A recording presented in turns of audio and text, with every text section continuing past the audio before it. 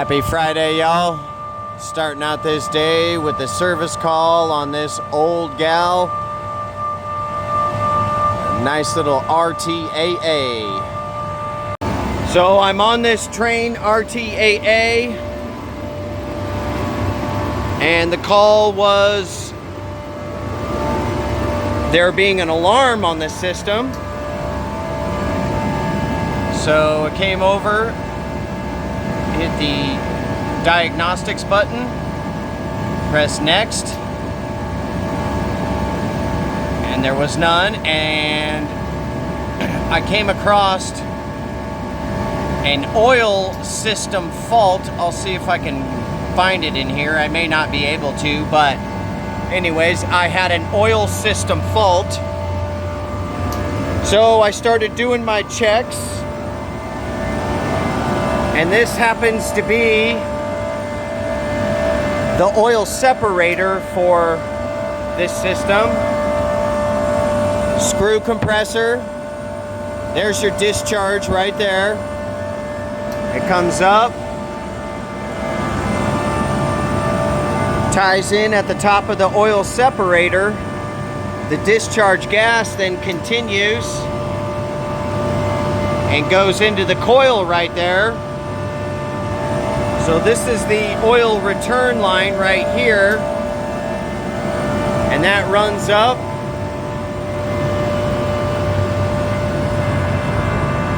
and it actually ties in right there where you can see the T. Now the top quarter of this condenser coil is actually used to cool the oil down, and that's where the oil returns back into the oil separator. So why would I be getting this fault? I did my due diligence and checked all the oil systems.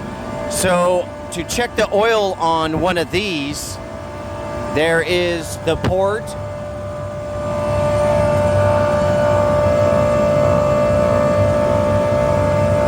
Right there. So what you do is you shut the machine off, and this is according to the book.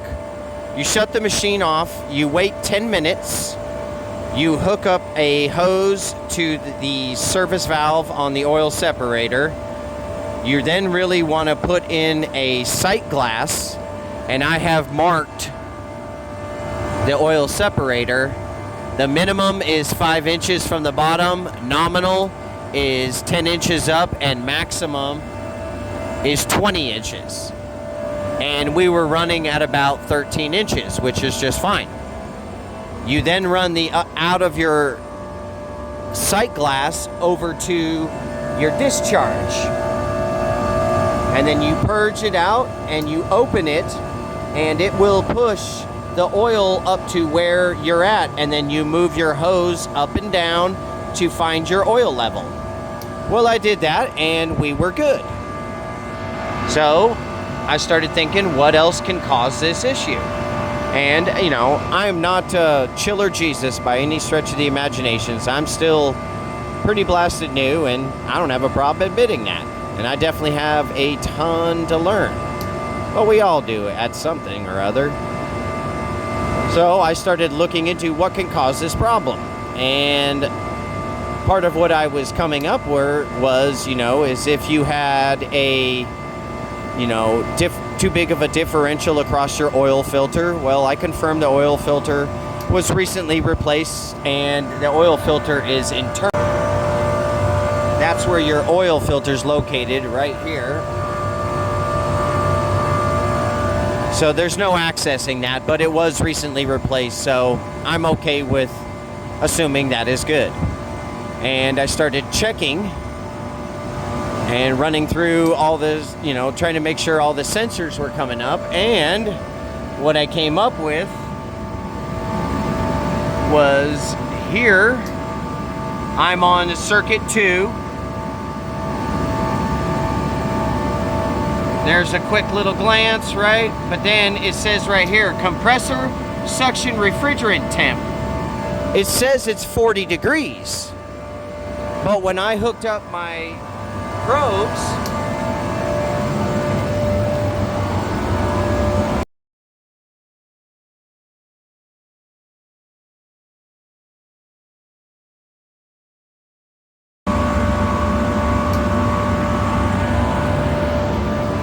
and my temperature clamps, we were running at 0 degrees superheat, and this particular machine is designed for, and I wrote it, 4 degrees of superheat, which would explain why we are having oil issues. The liquid refrigerant is unfortunately making its way back to the oil separator, and that is causing problems inside the compressor. There is a pathway. It is the male unloader, and it is the pathway that leads back into, let me start that again. It helps with the oil return. So this is your oil return line right here, and that goes up right there, and that's where it ties in at the top, coming out of the coil. Again, the top quarter of the coil is for oil cooling, and that is the return line. There is an unloader that helps the oil get in there. Well, when you're sending liquid refrigerant back, you're not going to have very good things happen, especially to your oil system. So it appears like we have a defective sensors, and I'm going to have to replace the sensors, and that should help get this problem to go away. The moral of the story is, as plenty of people on YouTube say, big picture, be thorough, leave the trade better than you found it. There's lots of these influencers who have great little quips, but they're all true and they all mean something. So we, as technicians, we need to pay attention to that kind of stuff.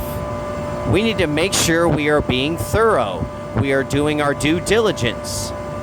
I know in different sides of the trade, that's not always easy, and I get that. I started out in residential and, moved my way up to light commercial. Then I've now gone heavy commercial, and I've done industrial before.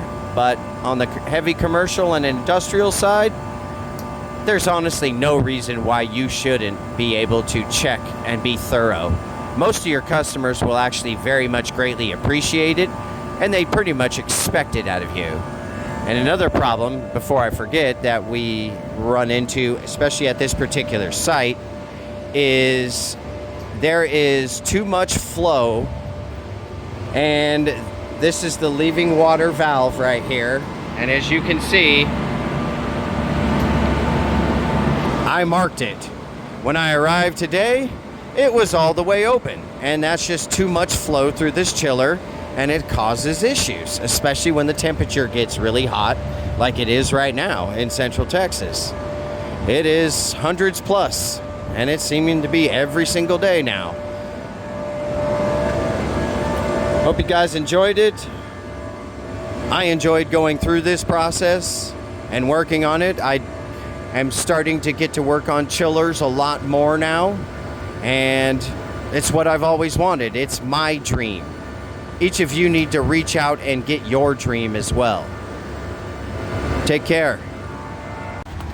So due to the fact that I am flooding on circuit 2 here, what I'm going to do for the time being until we replace the suction temp sensor, which also comes as a twin set, and it also comes with a suction pressure as well. But anyways, to lock out a certain circuit, compressors, whatever, on these things, you hit service tests, and then you hit next. So this is pump down, EXV test, compressor test, blah, blah, blah. And here we go, circuit lockout. Now I want to lock out circuit 2. Press it next, and then you hit plus, lockout, enter, and then you can cancel out of there and go back to the chiller report, and then I'm going to turn this bad boy back on. And it should only run circuit 1. She's doing her popping and banging and whizzing and burring and blah, blah, blah. And we'll wait for her to fire up. Usually the delay's not too bad on these things. In the meantime, you can see, even though this is a 90s model, it has EXVs. It's an old machine. I believe pretty soon here it's going to be replaced.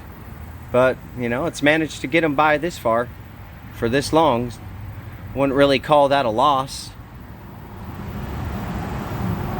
Like I said, I'm still new to this, and I got all the basics down, and, you know, with a little common sense, it can get you through most things. I understand I'm going to run across certain problems where I'm just completely scratching my head and completely lost. And the nice thing is I have a support system. My supervisor is Holden, whose YouTube channel, if you have not checked it out, HVAC Time, HVAC TIME. The man is an absolute genius, and even better than that, he's just a great person. He really is. Very calm, very concise, very smart, gets to the point, tells you what you need to hear. And it's just a very nice person in general. It really is a privilege and an honor to work under him and to learn from him. I hope everyone has at least one good teacher in their lifetime. We all need somebody to help us along the way. Nobody can just learn it all and do it all by themselves. We all need help. And that's the thing. Reach out. Find the guys who are experienced, who don't mind helping. There are older guys and more senior guys out there, some of whom are knowledge Nazis, and they just don't like sharing anything, but whatever. Don't let that ruin your day. Don't let that discourage you. Find the guy who will share and who will put you down the right path. But that's the thing. You should only need help for 50% of the journey, and you should be able to pick up the other 50%. And then as more time goes by, you start to become an 80%, you know, and maybe 20% you need to seek out help. And hopefully as time continues to go by, that number just gets lower and lower and lower. And then you become the guy who people call. And you can help spread, you know, the right attitude and the good, correct information to other guys.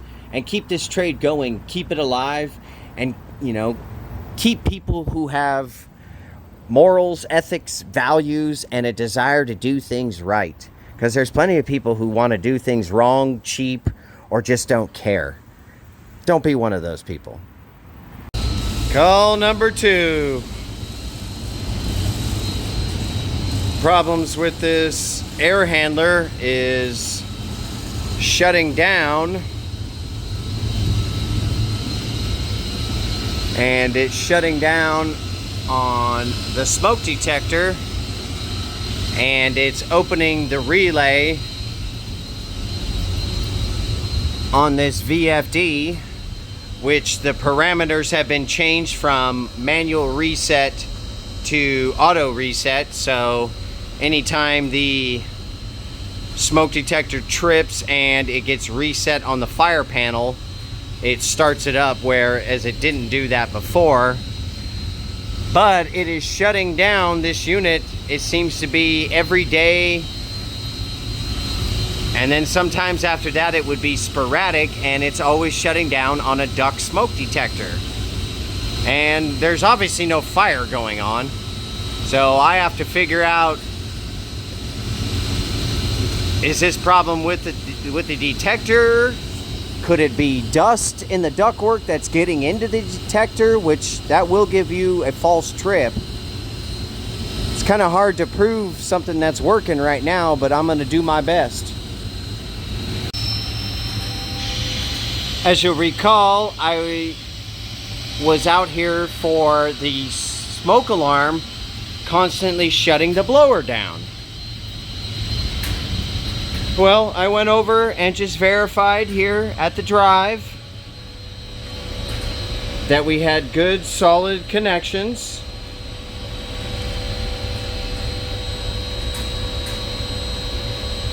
See, she's ramping up. And so what I did next was because intermittent problems can be a real pain in the butt. We all know that. But before I condemn a part, I do my best to make sure that everything else looks in order. So I started tracking down the wiring, and I ended up noticing it right there. There's my fire alarm panel, and then I have two other leads which are on the normally closed contacts right there. And I started tracing back the wiring, and it brought me over here, and you can see fire alarm. Brought me into this panel. So I started looking at it. I literally grabbed this wire right here, and then I heard the unit shut down. And I'm like, okay, loose connection, huh? So I just moved it back a little bit. Boom. Air handler fired right back up, started working, grabbed it again, and it shut down. And I found the little black wire loose right there. It just goes to show you. You may think it's something, which is why you should never try to prejudge something.